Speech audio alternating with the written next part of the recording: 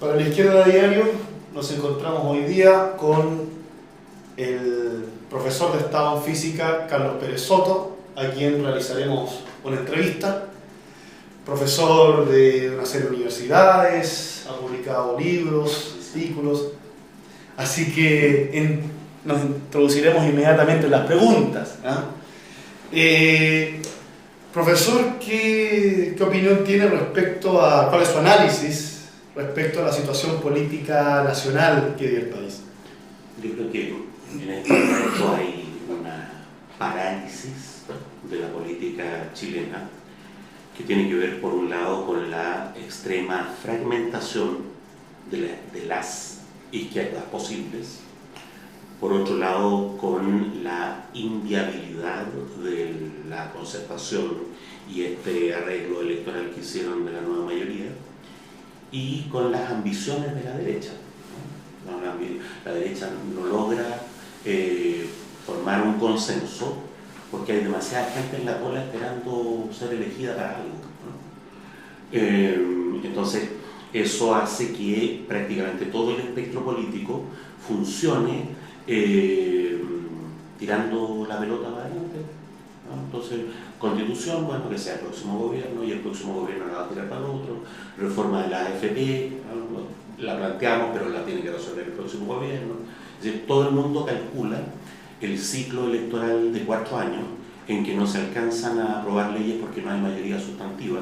Todo eso es una parálisis, ¿no? Ahora, yo creo que el reverso de esa parálisis es la pérdida de paciencia progresiva del movimiento popular, o de lo que promete ser, constituirse como un movimiento popular. Yo creo que eso se va a expresar de nuevo en una alta abstención en las elecciones municipales, pero no hay a la vista un conglomerado de izquierda que pueda romper el impasse, como mínimo, digamos, como Podemos o como Syriza, ¿no? No hay en Chile, no se ve una izquierda real, ¿no?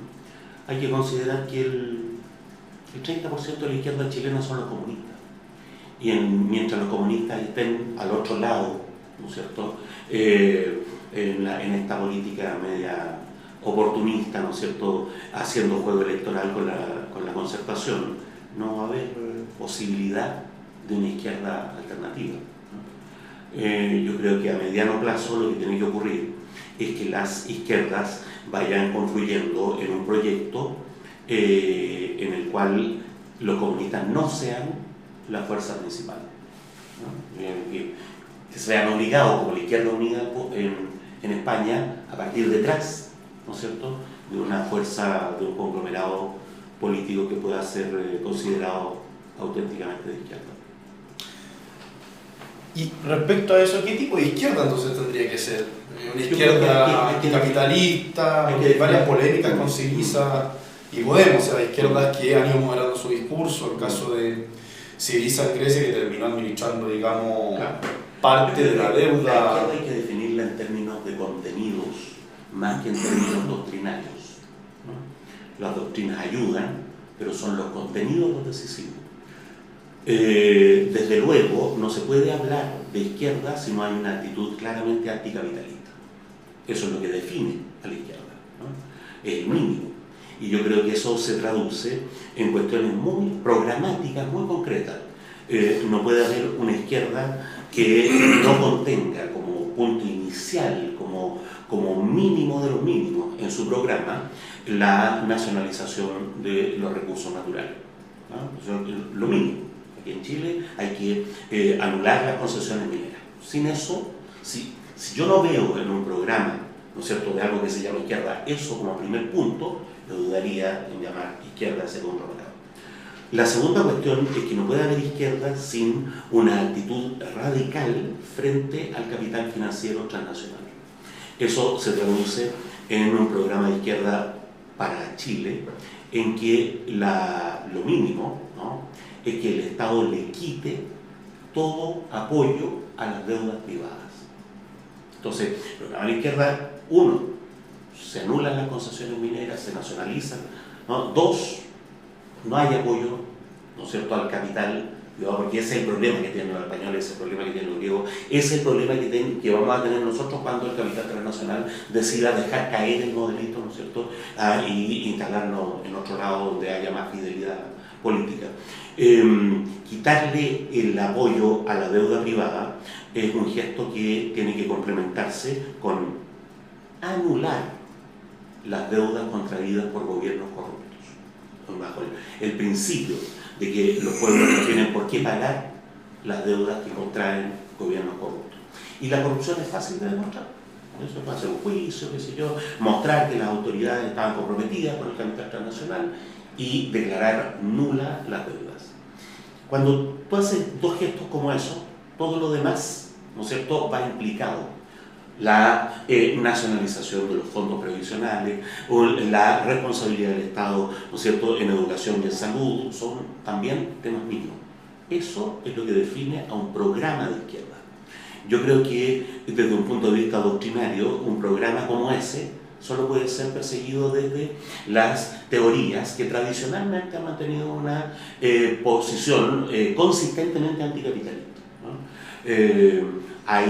Y yo creo que es bueno considerarlos, ¿no es cierto?, como parte importante de la gran izquierda, toda la construcción doctrinaria de los anarquistas, y está la familia de los marxismos que estarían dispuestos a compartir un programa como ese. Pero lo que yo creo que es central, como decía, es que se puede hablar de izquierda en términos programáticos y luego en términos doctrinarios, no al revés. Ese programa no se deduce del marxismo, es al revés. Ese programa requiere el marxismo como fundamento. Y ahí respecto al marxismo, ya que estamos hablando de marxismos, estamos hablando de izquierdas, ¿cuál cree usted que es el balance, digamos, del siglo XX respecto al marxismo, los marxismos que pudieron potenciar, digamos, ese programa, por así decirlo? Yo creo que tiene sentido hablar de marxismo pensando en un cierto núcleo doctrinal.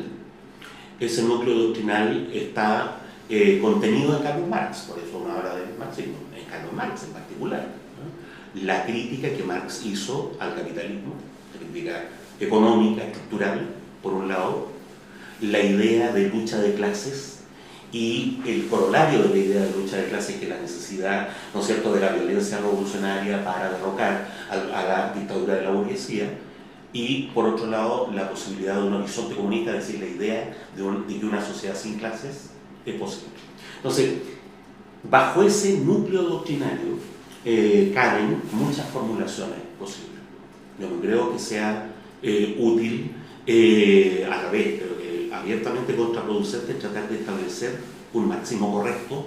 Lo que hay que establecer es un núcleo y un espíritu, ¿no es cierto? Todos los que propongan teorías ahora adecuadas a las realidades, ¿no es cierto?, en la historia y en el espacio, congruentes con ese núcleo doctrinario, tienen derecho a llamarse marxistas, ¿no es cierto?, por una cuestión histórica, por una cuestión filológica, ¿no?, porque eso proviene de Karl Marx.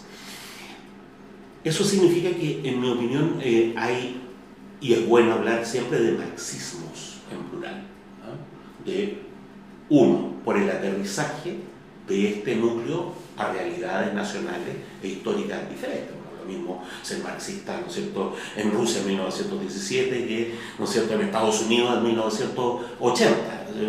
Si uno tiene delante a Reagan y el debacle del capitalismo industrial, tiene que ser marxista distinto que si tiene delante, ¿no es cierto?, al zar o a Kerensky y un país de 100 millones de campesinos. Hay marxismos en ese sentido. Y por otro lado, porque ese núcleo doctrinal admite también una cierta diversidad doctrinal. Hay marxismos más cercanos, ¿no es cierto?, a la Ilustración, hay marxismos más cercanos a la tradición romántica. Es posible formular de manera congruente un marxismo bajo la lógica hegeliana. Los marxistas en general han tenido más bien una impronta kantiana o neokantiana, y eso es congruente, no hay errores doctrinales, ¿no? Los errores errores doctrinales se miden siempre respecto de la eficacia práctica de las ideas. Ahora, pensando en eso, yo creo que es necesario hacer un gesto radical para abandonar el marxismo del siglo XX. Desde 1880 hasta 1980 se crearon marxismos adecuados al momento fordista del desarrollo capitalista. Y marxismo, por lo tanto, marcados por la impronta del capitalismo industrial, ¿no? Y uno de alguna manera va adquiriendo también la forma del enemigo. Y esa impronta en términos filosóficos es, ¿no es cierto?, la camisa de fuerza de la ilustración, un marxismo ilustrado. Lo que pasa desde 1980 para adelante es que el modelo del capitalismo industrial es superado al interior del capitalismo por lo que se ha llamado postfordismo, ¿no es cierto?, por lo que los reaccionarios llaman globalización, qué sé yo, por un capitalismo altamente tecnológico que tiene nuevas formas de implementar la dominación, que es realmente y por fin un capitalismo global, un solo capitalismo en el mundo, con unos medios de comunicación altamente desarrollados, con unas capas medias, ¿no es cierto?, que tienen un peso en la política muy grande. Entonces, bueno, y con una cuestión esencial, que es la desindustrialización de Estados Unidos y de Europa y la industrialización de China y la India, lo que significa un cambio en el centro capitalista a nivel mundial, ¿no? Frente a eso, los marxismos que se inventaron para el siglo XX no son eficaces. Yo creo que hay que partir de ese núcleo doctrinal y lo que hay que hacer es un gesto de inventar marxismo adecuado a las realidades políticas, adecuado al horizonte político que queremos, una solución, ¿no es cierto?, revolucionaria que apunta hacia una sociedad sin clase. Eso es lo importante. Lo importante es lo que queremos. Y yo creo que no es bueno sentirnos herederos, salvo en el plano estético, ¿no?, del marxismo del siglo XX. Yo lo he dicho de manera muy enfática: nunca más Lenin, nunca más Rosa Luxemburgo, nunca más Gramsci, nunca más Kautsky. Eso forma parte de una política que se inventó para otro momento del capitalismo, ¿ya? Si la historia fuera siempre igual, podríamos aprender del pasado. Y lo que ocurre justamente es que la historia no es siempre igual. Y entonces las lecciones históricas no sirven, ¿no?, al nivel de las proclamas políticas, no sirven para establecer una continuidad de lealtad, de horizontes, pero no para tomar modelos que con 3 o 4 arreglos podrían ser aplicados a la actualidad. Nunca más Althusser. Pero en ese sentido, o sea, yo creo que hay mucho que aprender, ¿no? Aprender, digamos, lo que fue, por supuesto, pero Marx, Lenin, bueno, Trotsky también, pero digamos. hay que aprender de la historia, no de la teoría. Yeah. Hay que aprender del desarrollo capitalista, hay que aprender mucho del movimiento popular, de cómo, de las tragedias del movimiento popular, ¿no? Esto de que la diversidad de los marxismos se haya traducido en una permanente pelea al interior de las izquierdas, ¿no? Esta tradición trágica en la cual la izquierda pelea más con la izquierda que con la derecha, ¿sí? Hay que aprender de eso, de las realidades del movimiento popular, de la realidad del desarrollo capitalista, ¿no? Las discusiones teóricas enmarcan, ordenan eso, pero no es bueno tratar de resolver el problema teórico y desde ahí mirar qué es lo que ha ocurrido en la realidad. Yo creo que lo cuerdo, ¿no es cierto?, mirar directamente la realidad, que es lo que hizo Marx. Marx no se enredó en lo fundamental, en una querella con Bakunin, con los socialistas utópicos. Lo hizo, porque era un viejo mañoso y politiquero, ¿no? Pero el 80% de su obra es una crítica del capitalismo. Ni siquiera es una polémica con David Ricardo, ¿no? Partió, polemizó, superó, pero él hizo una crítica al capitalismo que deriva, ¿no es cierto?, de leer los libros azules de la administración británica, sacar todas las estadísticas. Ese trabajo es el que hay que hacer. Bueno, en todo esto, bueno, ¿cuál sería entonces su propuesta teórica? ¿Qué tipo de marxismo hay que construir en ese sentido en el siglo XXI? cuáles deben ser sus fundamentos, sus aspectos, tomando en cuenta ese punto de vista, de que hay que superar, digamos, todo el legado, digamos, del siglo XX. ¿Cuál sería el marxismo hoy día? ¿Desde dónde tiene que partir? ¿Cuál es la construcción de sujeto de la revolución? Nosotros necesitamos un marxismo global, a nivel global, porque ahora hay un capitalismo. Entonces, hacer un marxismo para Chile, sin Venezuela, sin Argentina, sin, ¿no es cierto?, Bolivia, necesitamos un marxismo global, por fin. No para una revolución nacional, sino para una revolución que tenga como escala mínima América Latina, digamos, ¿sí? Ahora, sin embargo, considerando que estamos en Chile, hay que decir lo más elemental de lo elemental. En Chile, o sea, hay que discutir si las AFP son convenientes todavía, como si no fuera obvio que son un desastre, ¿sí? Pensando en eso, yo creo que el primer rasgo esencial del marxismo que hay que rescatar, ¿no es cierto?, y potenciar, ¿no?, es el derecho a la violencia revolucionaria en contra de la violencia institucionalizada. Y mostrar que ese derecho a la violencia revolucionaria proviene de la idea sustantiva de lucha de clase.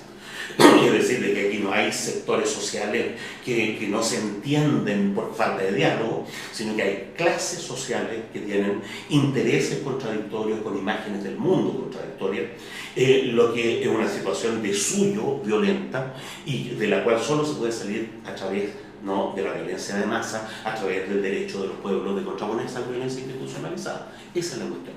Entonces, eso es lo que caracteriza a la izquierda marxista. No puede decir, mire, yo soy marxista, pero seguidor de Gandhi o de Luther King, digamos. Está bien, si ser socialdemócrata no es tan malo, ¿no?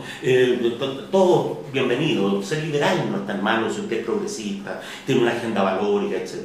Pero si usted quiere ser marxista, tiene que asumir, ¿no es cierto?, que el marxismo tiene un grado de radicalidad que no todas las izquierdas estarían dispuestas a compartir. Porque aquí hay una cuestión que es esencial. Los marxistas no son toda la izquierda, ni deben ser toda la izquierda. Entonces, ¿cómo podemos unificar a toda la izquierda en ese sentido? No habría problema. Con un programa.